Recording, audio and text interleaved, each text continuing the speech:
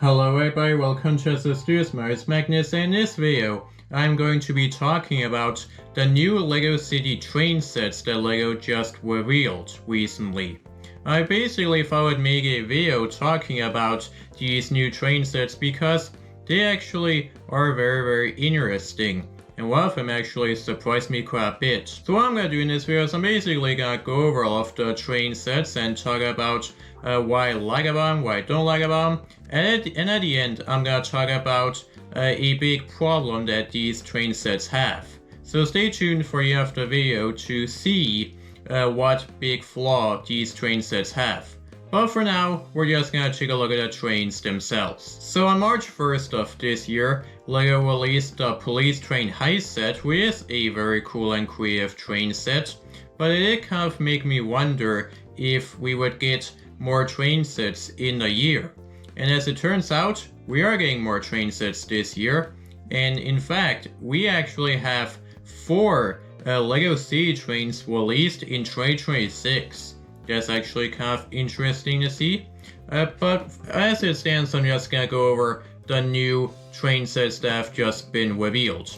And the first one that has been revealed is not really a train, but I thought it would kind of fit into the category of trains.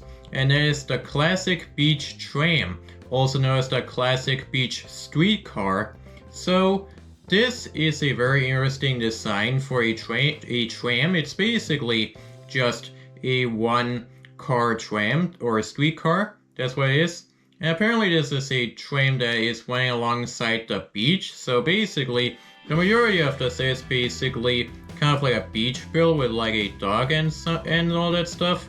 But as for a tram itself, I actually do like the design quite a lot, and I do love how small and compact this one is. I mean, it is kind of big, but I do think the size is actually very good if you ask me. The next train set that we're gonna take a look at actually surprised me quite a bit, and this is the Vintage Steam Train.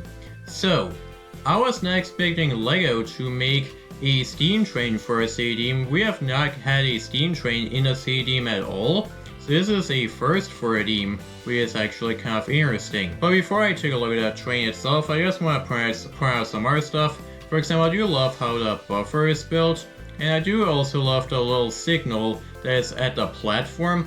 That is just so brilliantly designed. I like that a lot. But now let's focus on the train itself. So the train is kind of supposed to be a smaller version of the Emerald Knight, I guess.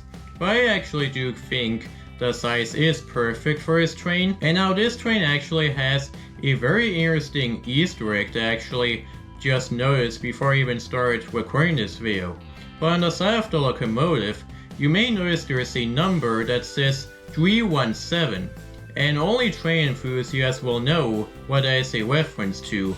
But basically, this is a reference to the My Own Train theme from 2001, where basically, no matter what train you build from the My Own Train theme, all the trains basically had the same number on the side, and the number was 317. So I find it kind of interesting how they decided to reference the My Own Train theme of all things. Was not expecting that either, but I do think it's a nice little touch that they made.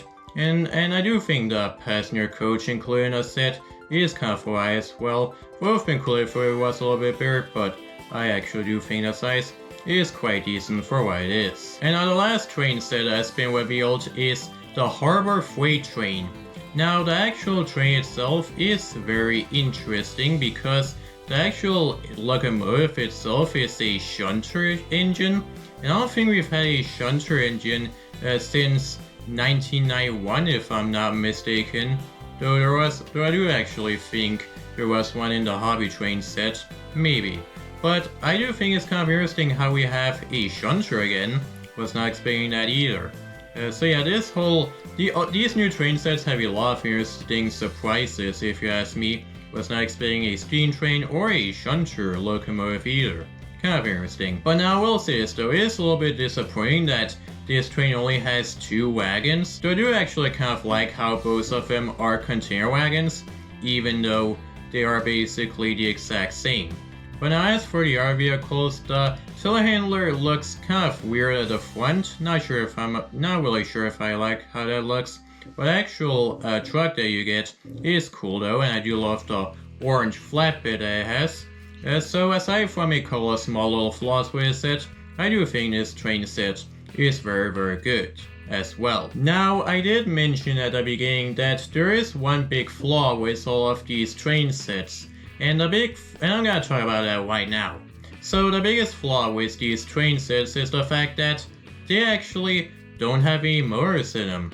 These train sets are not motorized whatsoever. But the thing is, at the back of the boxes for these train sets, aside from the classic beach tram / the classic beach streetcar, they actually show that you can actually motorize these trains, but you have to buy the power-up components separately. And now, I do think that it's a bit of a shame, honestly, because I would have actually loved if these train sets were motorized just like all the RC trains that have come out in the past. And now one thing I actually want to talk about really quickly is that these train sets actually don't come with any curved track. Instead, you basically get a stretch of track and you have some ramp pieces at one end and a buffer at the other end. So I do find it kind of interesting how there are no curves with these, but it is kind of okay for train collectors because if you're a train collector, you definitely have a lot of curves in your collection. I mean, I have a lot. But I do find it kind of weird how these train sets do not have a motors in them, because I actually do think it would have been better if these train sets were motorized.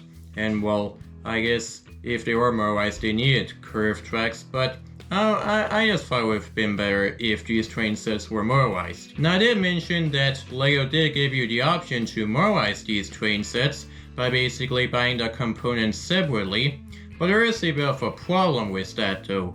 From what I heard, in some countries the components are available, though in some countries some of the components are available, but some of them are sold out. However, in some countries, these products are actually considered retired products, which I found kind of strange.